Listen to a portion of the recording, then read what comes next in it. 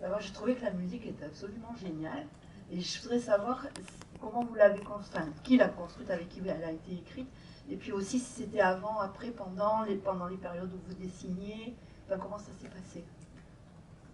Euh, alors, quand j'écrivais, j'écoutais beaucoup de musique, mais c'était tout le temps les mêmes. Donc c'était du coup beaucoup en boucle.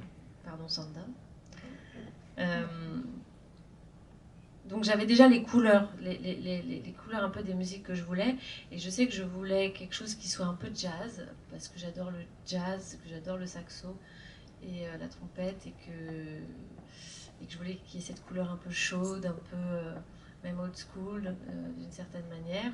Puis il y a quelque chose de libre dans le jazz, quoi. Et en même temps, j'avais envie que la musique... il y avait beaucoup de musique de The White Lotus. Je ne sais pas si vous connaissez la musique de cette série, mais je la trouve extraordinaire. Euh, des musiques de The Squid Game, qui est aussi une super musique. Et donc, qui sont des musiques où il y a quelque chose de terrifiant dans la musique et en même temps quelque chose de drôle. En fait, j'ai remarqué que c'était pas facile de trouver des musiques qui sont et terrifiantes et drôles en même temps. Et donc j'avais vraiment ces rêves quand j'ai monté le film. J'avais monté le film avec des musiques existantes de ces différentes références-là. Euh, et ensuite, il a fallu que je fasse un casting de compositeurs, compositrices. Et Huel Lamort, qui a fait la musique du film, a, a pris deux séquences du film, dont celle de la découverte du cadavre, et elle a composé un truc en 15 jours, même pas. Et c'était complètement ce que je voulais, quoi. Il y avait un mélange je sais pas, il y avait une liberté totale dedans, il y avait en même temps une touche féminine avec ces voix qu'on entend des fois féminines parfois dans le film. Et puis il y avait un côté très brut, en même temps très poétique, en même temps très effrayant et très drôle.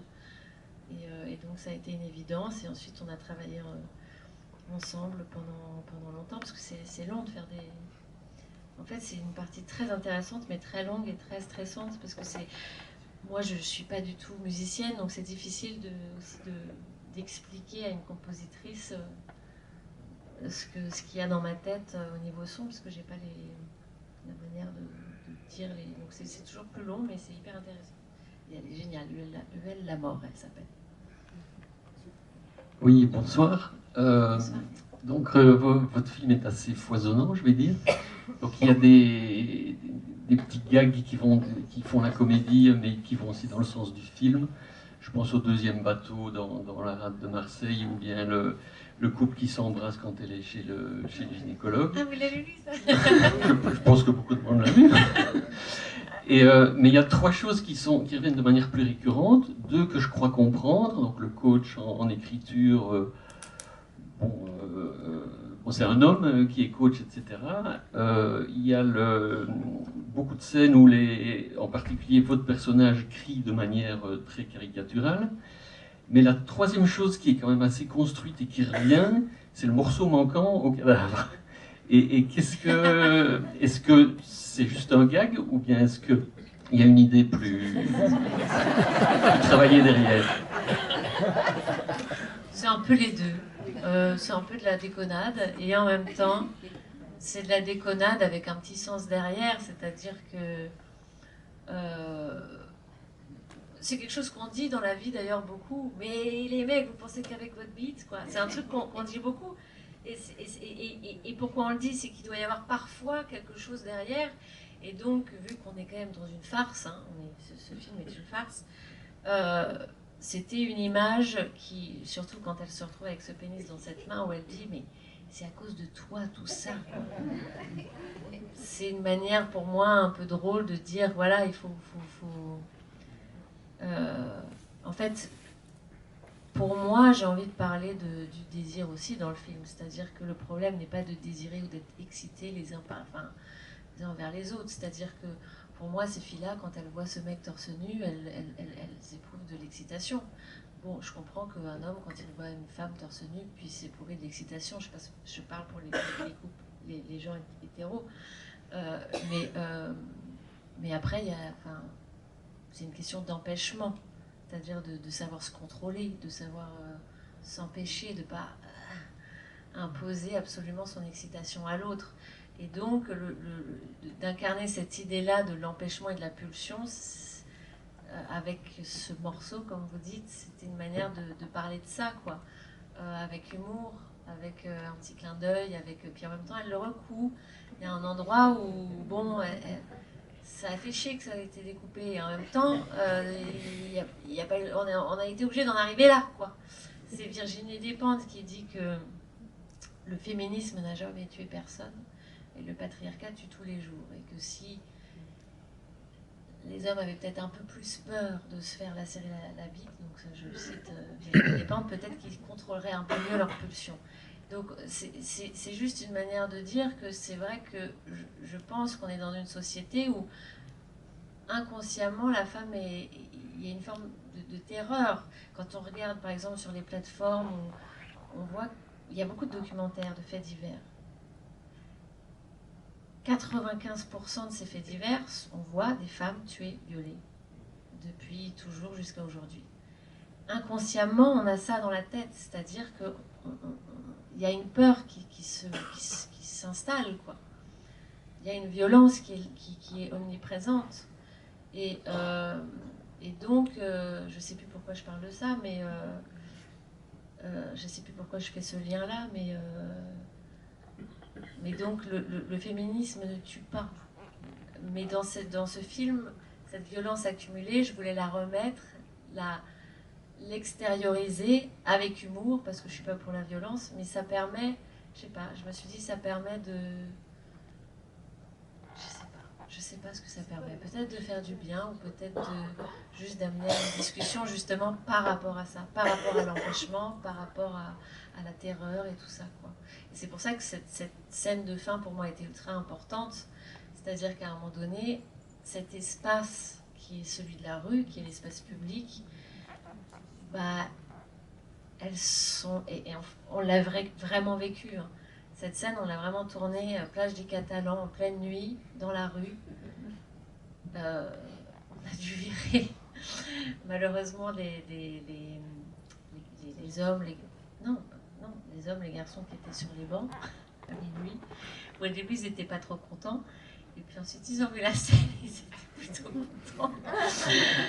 Mais ce que je voulais dire, c'est que c'est une scène de science-fiction, ça n'arrive pas. Qu'une femme soit torse nu comme ça. Non, c'est vrai, ça n'arrive pas. C'est pas la question, oui, je sais, je brode, je parle. C'est pas grave. Ça m'a fait peur. Non, il donnait des exemples. Des exemples des exemples du film. Non, rien à voir. Mais donc voilà, je fais une digression sur ça parce que pour moi, malgré tout, il y a un lien avec cet espace qu'elle prenne d'une certaine manière. Torse nu comme ça. Justement, cette nudité, tu n'en as pas peur du tout. À aucun moment du film, jusqu'où était le curseur? Justement, c'est le producteur qui disait non, voilà, stop, tu vas trop loin. Ah, j'ai eu un producteur trop sympa qui m'a un peu laissé... c'est même pas qu'il m'a laissé faire, c'est qu'il lui-même, ça lui faisait plaisir, quoi. Il était content de voir justement qu'on... Non, on prenait des risques. Pas content pour ça, content qu'on prenait des risques. Oh, tout de suite. Non, il était content qu'on ose, quoi, qu'on y aille et qu'on ne se mette pas de frein. Ça l'intéresse en tant que producteur. Et du coup, en vrai, j'aurais pu aller même plus loin. C'est à un moment donné, je me suis dit, il faut quand même se calmer. On ne va jamais réussir à trouver de l'argent pour faire ce film. Mais moi, la nudité m'intéresse beaucoup en tant que... J'ai envie de dire en tant qu'artiste tout court, c'est-à-dire pour moi, le corps raconte énormément de choses, autant qu'un regard, autant qu'un dialogue, autant que des mots. Le corps raconte énormément de choses, dans ses plis, dans sa manière de se tenir, dans sa manière d'interagir avec les autres. Et un costume peut raconter beaucoup, mais un corps nu aussi. Et pour moi, le corps nu, c'est pas ça qui est le problème, c'est notre regard sur ce corps nu, surtout sur le corps nu des femmes, où tout de suite on le voit comme un objet sexuel, un objet excitant, alors que en fait c'est tellement plus. Et c'est aussi pour ça que je voulais passer par une certaine vulgarité dans le film, vulgarité qui est souvent plus autorisée pour les hommes que pour les femmes, alors que quand on nous connaît, quand on est entre nous, on est tout aussi vulgaire. Enfin, je parle pour moi. Mais je veux dire, passer par la vulgarité me permettait vraiment de les libérer. Voilà. J'ai répondu très longtemps à votre question. Bonsoir. Dans votre film, il y a une très belle idée qui est que le viol d'une femme, c'est comme une maison qu'on cambriole. Et il y a une chanson qui s'appelle Douce Maison qui le raconte ça. Et je trouve ça très beau. Et une maison, elle veut vivre en paix. Et elle n'a pas besoin qu'on vienne faire tout ce qu'on veut dedans, quoi. Ça m'a beaucoup touché. Puis j'ai une question, mais peut-être que j'extrapole. Est-ce que la première scène, vous avez pensé à Fenêtre sur cour pour l'écrire? Vous m'avez dit Douce Maison, la chanson, je la connais Oui, pas. ben je vous dirai tout à l'heure. Okay. Elle est magnifique. Oui, d'ailleurs, c'est Suella qui a apporté sa touche dans ce monologue, qui avait des choses à dire, des images dont celle-ci a...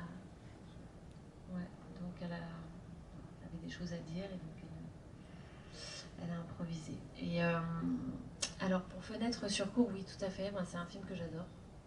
Bon. Et la première scène, c'est ça. Et oui, la première scène, c'est un clin d'œil à Fenêtre sur cour. Et donc, je cherchais un moyen de tenter de m'approprier un peu... bon, délicat de dire ça, mais... en tout cas, j'avais envie de jouer avec cette idée d'être du point de vue plutôt du photographe au début, même si on ne le voit pas, mais c'était un peu dans ma tête. Donc de voir toutes ces fenêtres dont on voit le personnage, dont Ruby, qu'on voit qui s'étire un petit peu dénudé, comme dans Fenêtre sur cour, il y a un des personnages féminins qu'on voit un peu dénudé. Et oui, justement. Donc je voulais faire un petit parallèle avec ça. Et en fait, cette fois-ci, on s'avance de ces fenêtres-là et on rentre dans l'intérieur, dans l'intime de ces femmes. Et en fait, la caméra se retourne et on va passer le film dans leur intérieur avec elles. Et quand la caméra se retourne, c'est le voisin, le photographe, qui est dénudé et qui est un petit peu objectivé au début du film. Et je terminerai en disant que votre film, c'est un peu la vie mode d'emploi de Pérec, version gore. Où on va dans chaque appartement. Merci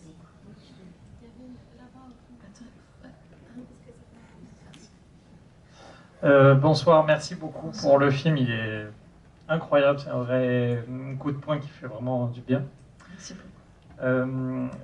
Moi j'ai plutôt vu, je dois vous avouer, Cuisine et dépendance, dans le côté personne. C'est tous des rêves que j'ai pas.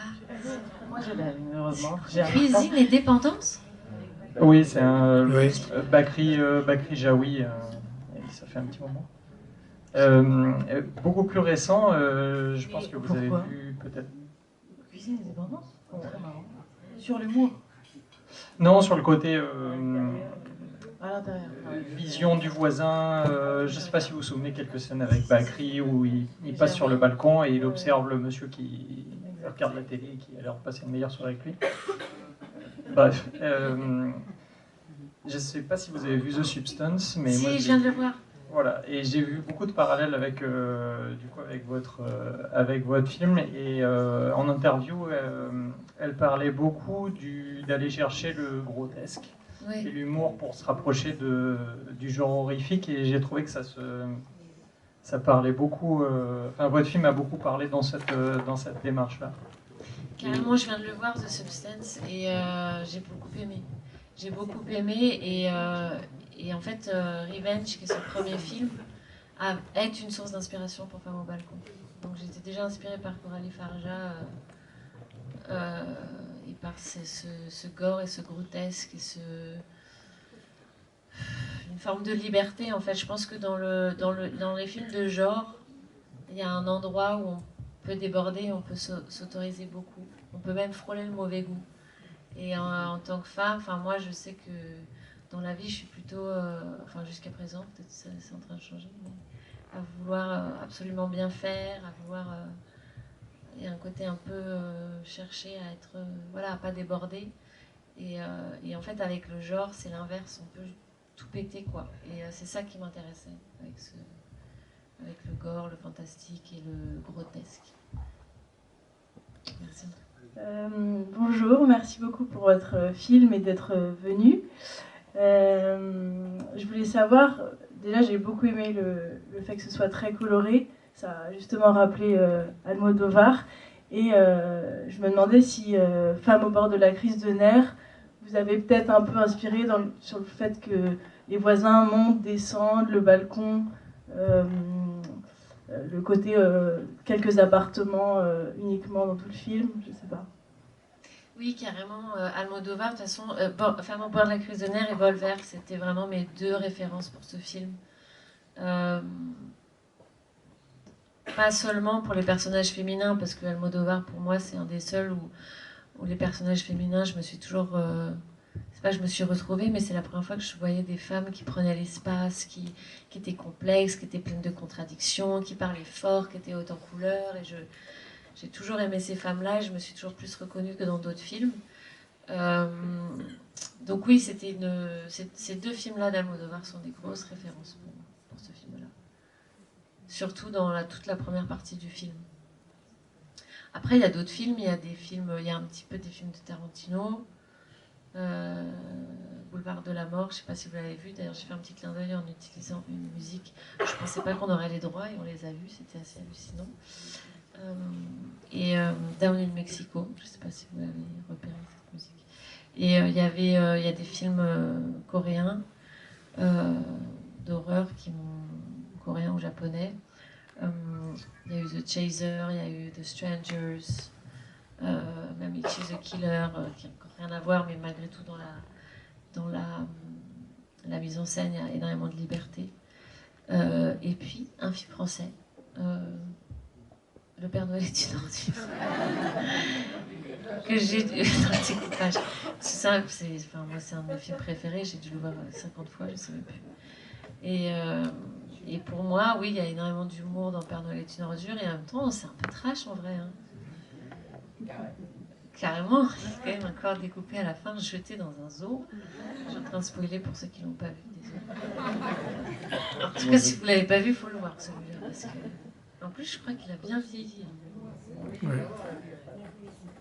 Ouais, donc voilà. Et un film beaucoup moins connu, mais que je vous conseille aussi, qui s'appelle Les Petites Marguerites, de Vera Chytilova, qui était une vraie grande inspiration, découvert par Sanda, qui m'a dit « Regarde ce film » pendant qu'on écrivait, et en effet, ça a été une merveilleuse inspiration pour mon film. Un film tchèque des années 60. Qui a fait vos effets spéciaux? Les effets spéciaux. Qui a fait les effets spéciaux? Moi. C'était pour parler un peu, mais... Il y a eu pas mal de... Vas-y, Sanda. Qui a fait les effets spéciaux, Sanda? Vas-y, je te laisse. Bon courage.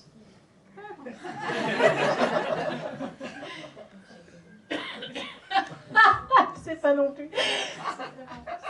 Si, alors il y a eu l'Atelier 69 à Paris qui s'est occupé des effets spéciaux, mais pas ça. En fait, il y a eu beaucoup de choses dans le film. Il y a eu des choses qu'il fallait faire sur le plateau. Donc par exemple, le cadavre de Lucas, ce n'est pas vraiment Lucas. On a refait complètement son corps. Et ça coûte très très cher. Hein. Ça une bonne grosse partie du budget du film. Et puis c'est impressionnant parce qu'on dirait vraiment Lucas. C'était des vrais poils, c'était vraiment son... Enfin, c'était fou, quoi. C'était sa vraie peau. Mais il a bah, sa vraie peau, qu'est-ce que tu racontes? Si, bah c'est... Non,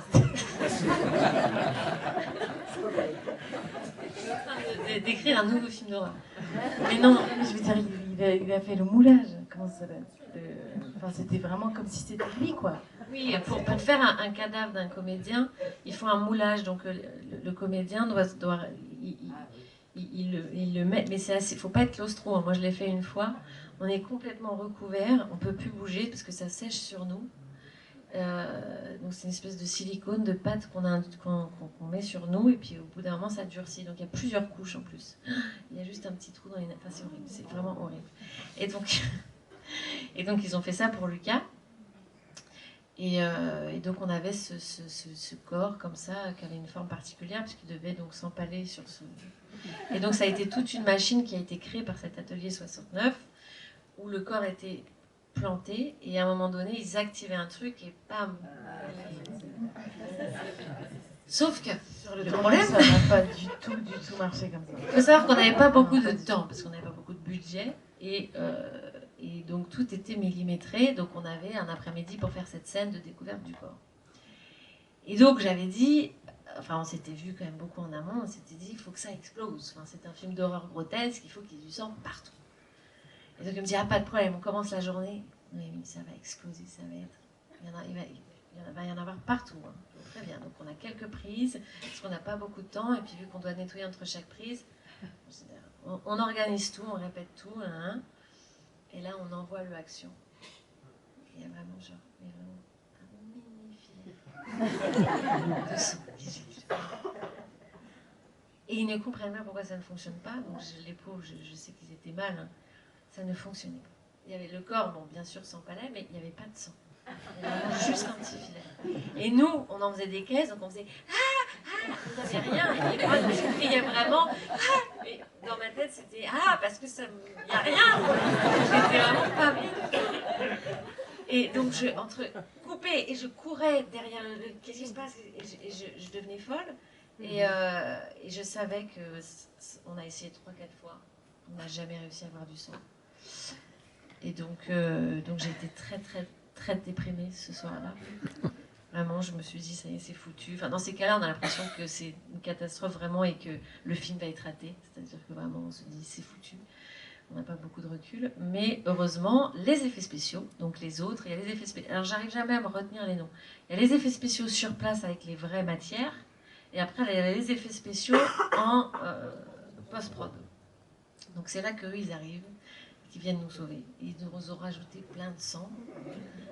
Heureusement, parce que vu comment on joue, ça aurait été juste catastrophique, parce qu'on fait quand même des têtes absurdes. Donc s'il y avait juste 3 trucs de sang, ça aurait été... Ouais. Non mais jusqu'au dernier jour avant de la fin de la post-production, ça a été très dur. Hein. C'est pas si facile que ça de rajouter autant de sang avant que ça fasse vrai. Du sang comme ça sur ordinateur, avant que ça fasse vrai, il y a beaucoup de temps, quoi. Donc mais ici, surprise, ils ont réussi, quoi. Donc, voilà, les effets spéciaux. Ça